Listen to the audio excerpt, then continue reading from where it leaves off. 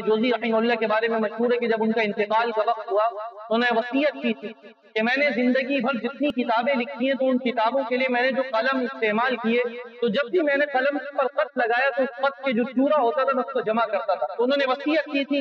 کہ یہ میرا سارا جو قلم کا جو چورا ہے اس چورے کو جمع کرنا اور جمع کرنے کے بعد اس سے آگ روشن کرنا اور اس سے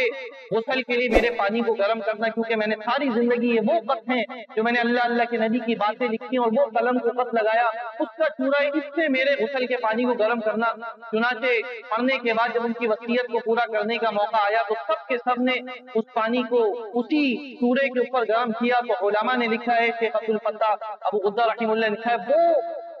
خط جو تھے جو قلم کا چورا تھا وہ قلم زیادہ ہو گیا پانی گرم کرنے کے لیے اس میں سے تھوڑا سا کافی ہو، اتنا زندگی بھر تصانیف لکھی تھی.